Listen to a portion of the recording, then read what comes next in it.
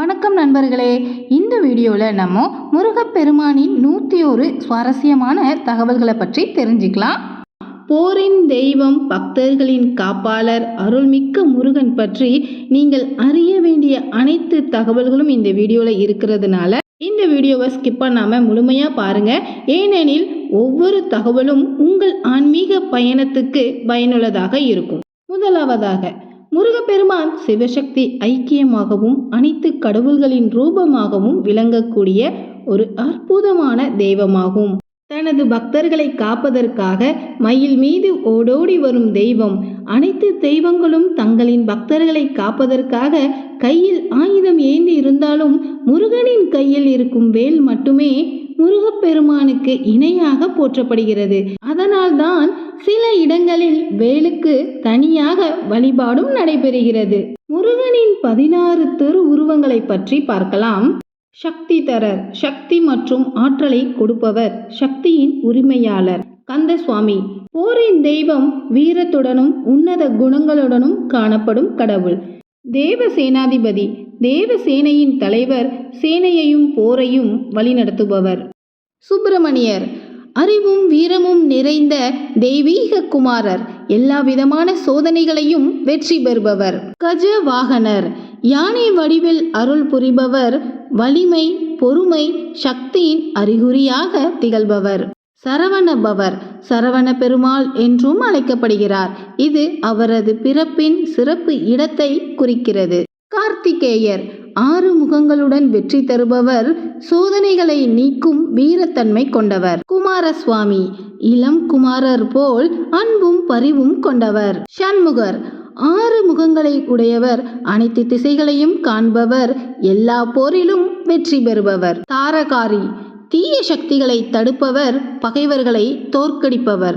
சேனாதிபதி, தேவசேனையின் தலைமை நாயகர், போரில் யுத்த வியூக நிபுணர். பிரம்மசாத்தர், அறிவும் ஞானமும் கொண்டவர், பிரம்மாவை போல் ஒரு ஞானி. வள்ளி கல்யாண சுந்தரர், வள்ளி தேவியுடன் கல்யாணம் செய்த அழகான ஆண்டவர்.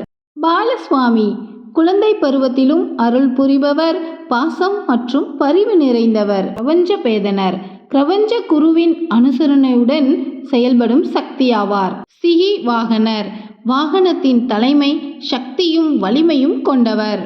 இவ்வாறாக பல பெயர்களில் முருகன் வெளிப்படுகிறார். ஒவ்வொரு பெயரும் அவரது வீரம், அறிவு, அருள், போரின் வல்லமை, பக்தி, பரிவு போன்ற தனி சிறப்புகளை வெளிப்படுத்துகிறது. முருகனை வழிபடுறதுனால முருகன் மனித மனதில் தோன்றும் 6 தீய பண்புகளை அளிக்கிறார். அது என்ன அப்படின்னு பார்த்தீங்கன்னா, ஆணவம், கண்மம், குரோதம், லோபம், மதம் மற்றும் மார்ச்சரியம். முருகப்பெருமான் இந்த 6 தீய சக்திகளை அழித்து மனதை தூய்மையாக்கி அறிவு, நன்மை மற்றும் பக்திக்கான வழியை காட்டுகிறார். மயிலாடுதுறைக்கு அருகே உள்ள திருவிடைக்களி தலம் முருகப்பெருமானுக்கு பிரசித்தி பெற்றது. இங்கு குரா மரத்தின் அடியில் முருகன் சிவலிங்கத்தை பூஜித்ததால் சிவலிங்கம் முருகப்பெருமானுக்கு பின்புறம் அமைந்துள்ளது. அதேபோல் திருவேற்காட்டில் வேல மரத்தடியில் முருகன் பூஜித்த சிவலிங்கம் முருகனுக்கு முன்புறமாக உள்ளது. இவை முருகப்பெருமானின் அருள் சிறப்பை பிரதிபலிக்கும் புனித தலங்களாகும். முருகப்பெருமான் போர் புரிந்து அசுரர்களை அழித்த முக்கிய இடங்கள் 3 ஆகும். திருச்செந்தூர் சூரபத்மனை வதம் செய்த தலம், திருப்பரங்குன்றம் தாரகாசுரனை வதம் செய்த தலம், போரூர் சூரபத்மன் மற்றும் தாரகாசுரன் இவர்கள் இருவரின் சகோதரரான சிங்கமுகாசுரனை வதம் செய்த தலமாகும்.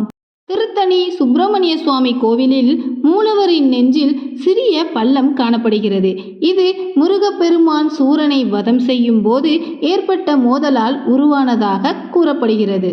செவ்வாய் தோஷம் உள்ளவர்கள் அதிகாலையில் குளித்து தூய்மையுடன் ஸ்ரீ சுப்பிரமணிய அஷ்டகம் பாடினால் தோஷங்கள் விலகி நன்மை கிடைப்பதாக நம்பப்படுகிறது. முருகப்பெருமான் வலப்புற 6 கைகளில் போரில் பயன்படுத்தக்கூடிய ஆயுதங்களை வச்சிருப்பாரு. அபயகரம், சேவல் கொடி, வஜ்ரம், அங்குசம், அம்பு மற்றும் வேல். இடதுபுற 6 கைகள் நன்மை தரும் கரங்களாகும். வரமளிக்கும் கை, தாமரை, மணி, மழு, தண்டாயுதம் மற்றும் வில். ஈரோடு அருகே வெண்ணெய் மலை உள்ளது. அங்கு முருகன் யார் துணையும் இல்லாமல் தன்னந்தனியாக தண்டாயுத பாணியாக காட்சியளிக்கிறார். வெண்ணெய் மலையை வலம் வருபவர்கள் கைலையை வலம் வந்த பலனை பெறுவார்கள் என்றும் கூறப்படுகிறது. முருகனின் இறைப்பணி செல்வர்கள் அகத்தியர், அருணகிரிநாதர், ஔவையார், பாம்பன் சுவாமிகள், அப்பர் அடிகளார், நக்கீரர், முசுகுந்தர், சிக்கண்டி முனிவர், குணசீலர், முருகம்மையார், திருமுருக கிருபானந்த வாரியார், வள்ளிமலை சுவாமிகள் மற்றும் பலரும் ஆவார்கள். திருப்பரங்குன்றத்தில் பிரம்மகூபம் என்று அழைக்கப்படும் சந்நியாசி கிணற்று நீரே முருகப்பெருமானுக்கு அபிஷேகத்திற்காக பயன்படுத்தப்படுகிறது. இக்கிணற்று நீரில் குளிப்போருக்கு முருகனது அருளால் வெண்குஷ்டம், நீரிழிவு போன்ற நோய்களும் நீங்குகின்றன என்பது அதிசயமாகும். திருச்செந்தூரில் நடைபெறும் ஆவணி திருவிழாவின் 7ஆம் நாள் விழாவில் தங்க பல்லக்கில் எழுந்தருளும் முருகப்பெருமான் முன்புறம் ஆறுமுகனின் தோற்றத்திலும் பின்புறம் நடராஜர் தோற்றத்திலும் காட்சியளிப்பார். கந்த புராணத்தில் வரும் சுப்பிரமணிய ஸ்தோத்திரம் தினசரி அதிகாலையில் படிப்பவர்களது அனைத்து பாவங்களும் நிவர்த்தியாகும். முருகப்பெருமானை வணங்குவதற்கான சிறந்த திதி ஷஷ்டி, விசாகம் மற்றும் கார்த்திகை நட்சத்திரங்கள், திங்கள், செவ்வாய் ஆகிய வார நாட்களாகும். முருகன் கங்கையால் தாங்கப்பட்டதால் அவர் காங்கேயன் என்று அழைக்கப்பட்டார். சரவண பொய்கையில் பிறந்ததால் சரவண பவன் என்றும் பெயர் பெற்றார். கார்த்திகை பெண்களால் வளர்க்கப்பட்டதால் கார்த்திகேயன் என்றும் அழைக்கப்பட்டார். மேலும் சக்தியால் 6 உருவங்கள் ஒன்றாக சேர்ந்ததால் கந்தன் என்றும் அழைக்கப்பட்டார்.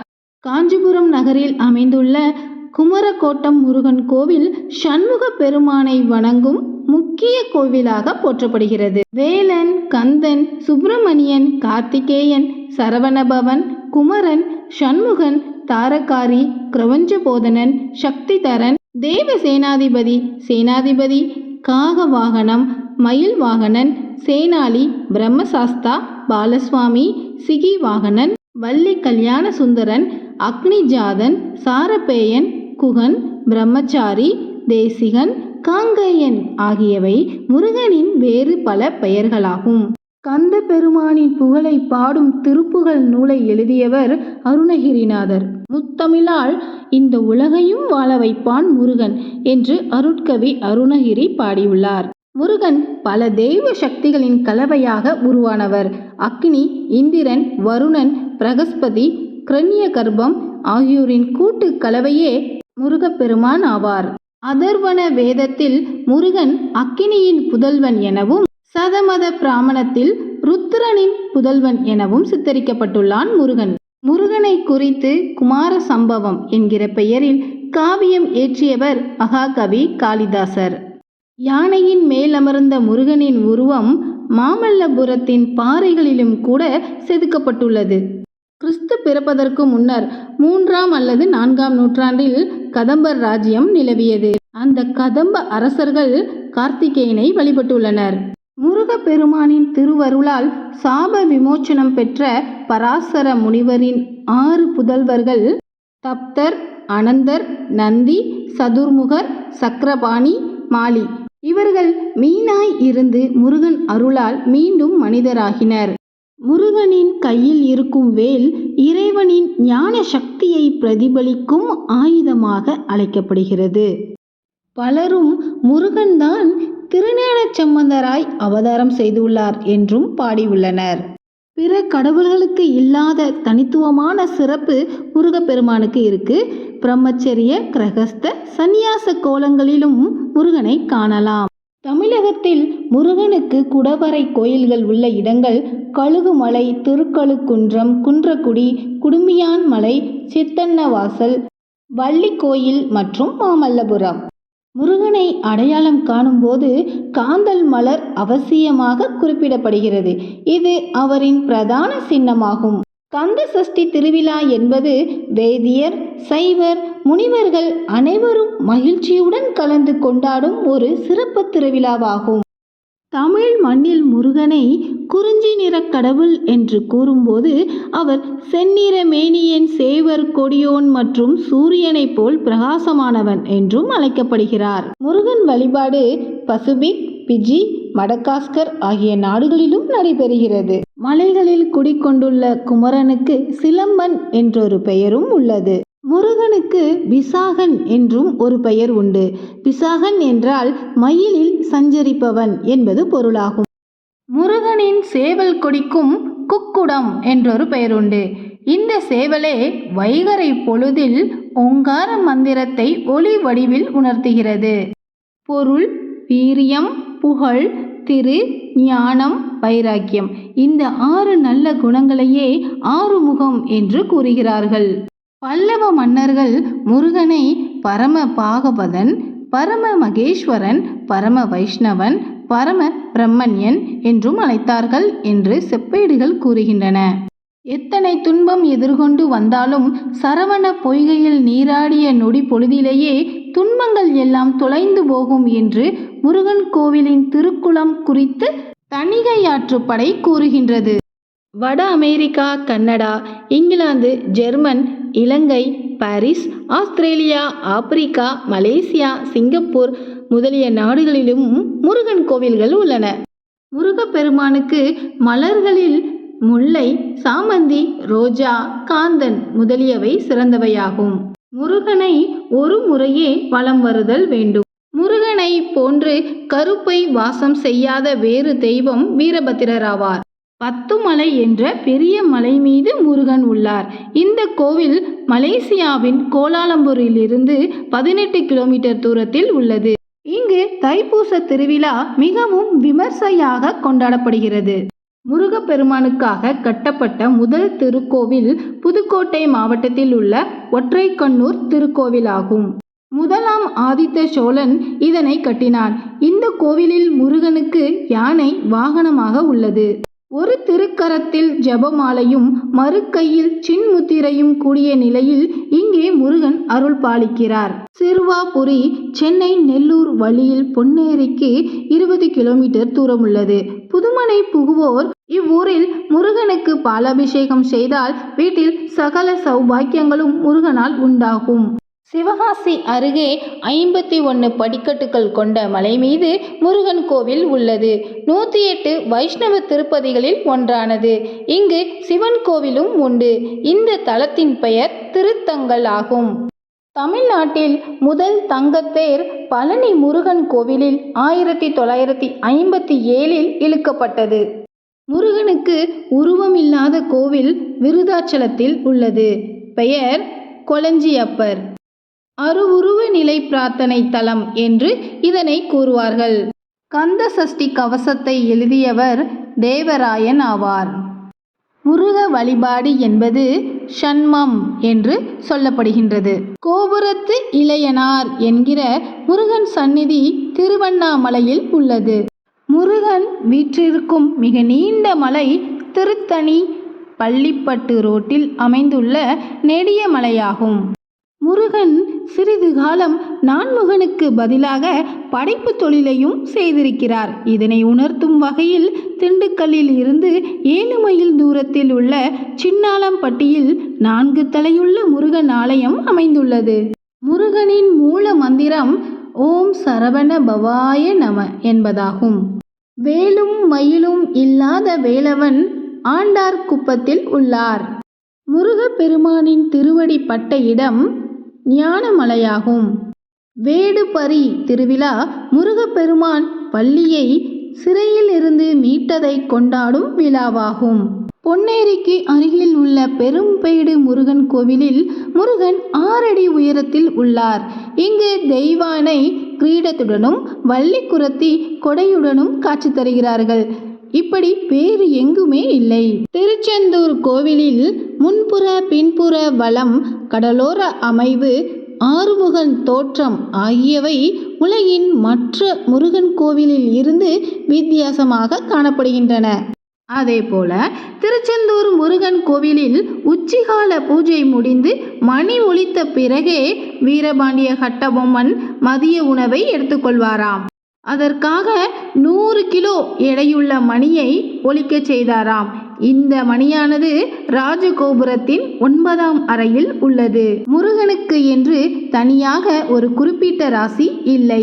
ஆனால் முருகனின் அருளை பெற்ற மற்றும் அம்சங்கள் உள்ள ராசிகளாக மேஷம், ரிஷபம், கடகம், சிம்மம், கன்னி, துலாம், விருச்சிகம் ஆகிய 7 ராசிகள் குறிப்பிடப்படுகின்றன.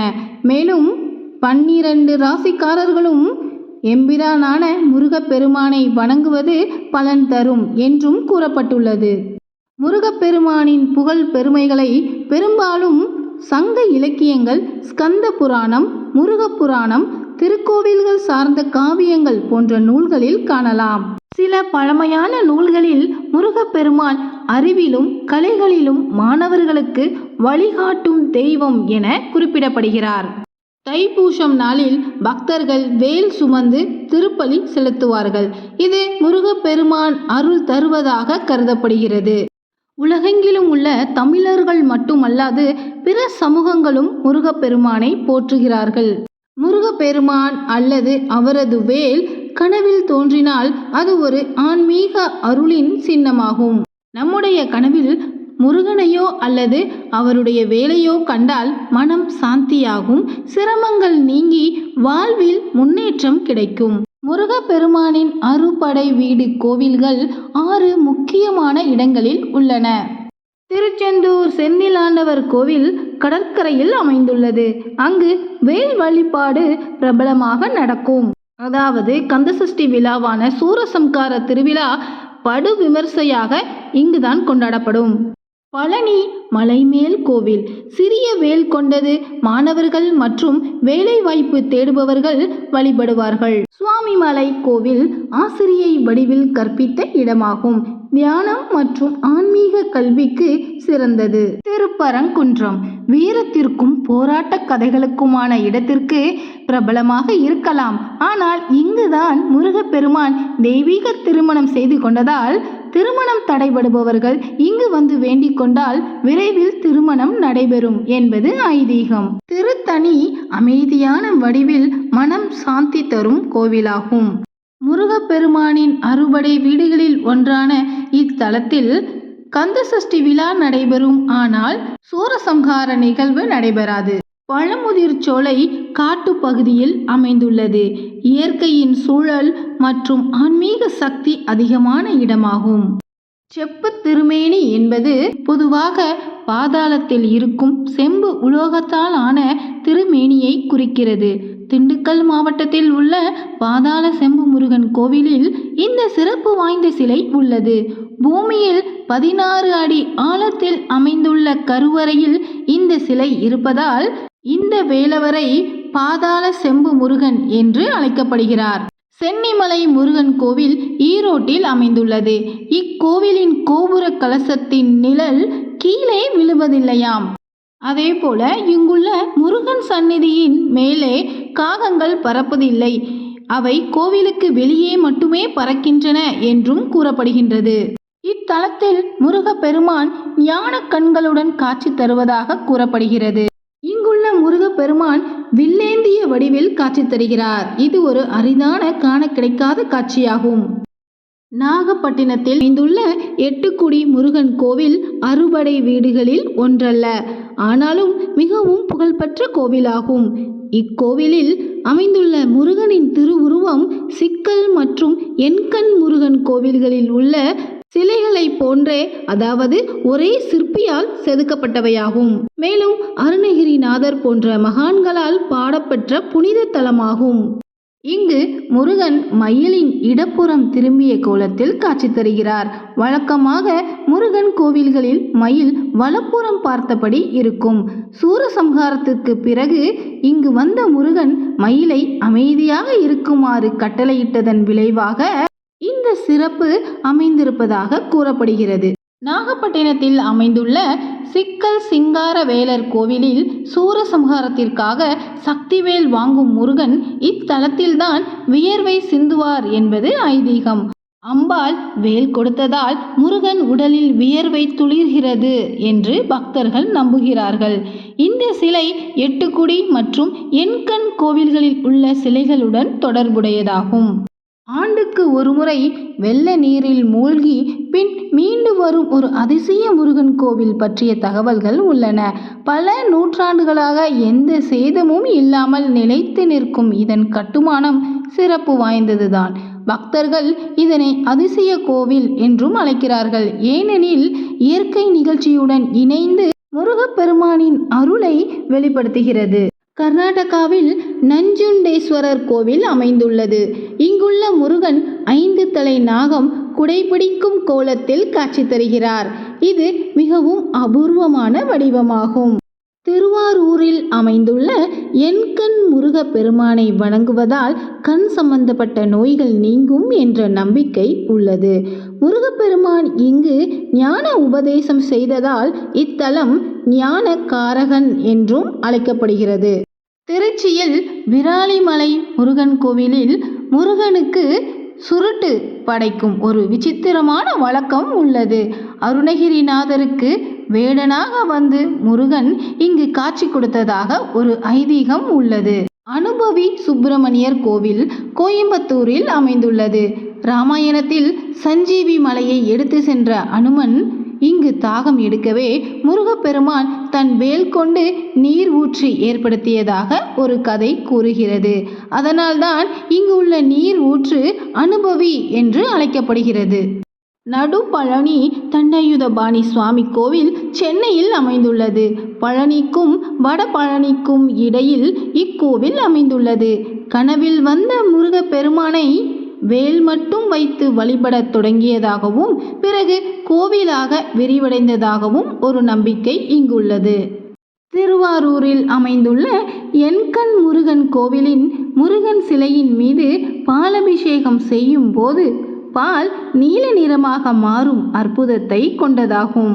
ராணிப்பேட்டை வள்ளிமலை முருகன் கோவில் முருகன் வள்ளி தேவியை மணந்த இடமாக கருதப்படுகிறது. வேலூரில் இருந்து சுமார் 25 கிலோமீட்டர் தொலைவில் அமைந்துள்ள இந்த மலைக்கோவிலை 450 படிகள் ஏறி சென்றால்தான் காண முடியும். திருப்போரூரில் அமைந்துள்ள கந்தசுவாமி கோவிலில் முருகப்பெருமான் தானே இங்கு சுயம்புவாக உருவானவர் என்றும் இங்குதான் முருகப்பெருமான் சூரபத்மனை போரில் வென்ற பிறகு தன் தந்தையான சிவபெருமானை வழிபட்டார் என்றும் கூறப்படுகிறது. திருச்சி வயலூரில் அமைந்துள்ள முருகன் கோவிலில் அருணகிரிநாதர் திருப்புகழை பாடியதால் முருகன் அவருக்கு காட்சி கொடுத்த தலம் இதுவாகும். இக்கோவிலில் முருகன் வள்ளி மற்றும் தெய்வானை சமேதராக அருள்பாலிக்கிறார். இங்கு சிவனும் காட்சியளிக்கிறார். சேலத்தில் குமரகிரி தண்டாயுதபாணி கோவில் அமைந்துள்ளது. இங்குதான் உலகிலேயே மிக உயரமான முருகன் சிலை உள்ளது. இதன் உயரம் 146 அடியாகும். இந்த முருகன் சிலை பக்தர்களுக்கு அருளாசியை வழங்கும் விதமாக அமைந்துள்ளது. நாமக்கலில் கபிலர் மலை முருகன் கோவில் அமைந்துள்ளது. கபில முனிவர் முருகப்பெருமானை வழிபட்டதால் இந்த தலம் கபிலர் மலை என பெயர் பெற்றது. இங்கு உள்ள முருகன் சிலை அறுபடை வீடுகளில் உள்ள முருகன் சிலைகளை போன்றே ஒரே சிற்பியால் செதுக்கப்பட்டதாகும். பழனிமலை முருகன் கோவிலில் முருகன் தண்டாயுதபாணி கோலத்தில் அருள்பாலிக்கிறார். இங்குள்ள முருகன் சிலை நவ பாஷணங்களால் ஆனது. இதனால் இந்த முருகன் மிகவும் சக்தி வாய்ந்ததாக கருதப்படுகிறார். ஹரிப்பாடு சுப்பிரமணிய சுவாமி திருக்கோவில் கேரளாவில் அமைந்துள்ள ஒரு முக்கியமான முருகன் கோவிலாகும். இக்கோவிலை தட்சிண பழனி எனவும் அழைக்கிறார்கள். கரும்பு முருகன் கோவில் என்பது செட்டிக்குளம் பால தண்டாயுதபாணி சுவாமி திருக்கோவிலை குறிக்கிறது. இங்குள்ள முருகன் கையில் வேலாயுதத்திற்கு பதிலாக கரும்பை ஏந்தி காட்சியளிக்கிறார். எனவே இவர் கரும்பு முருகன் என்று அழைக்கப்படுகிறார்.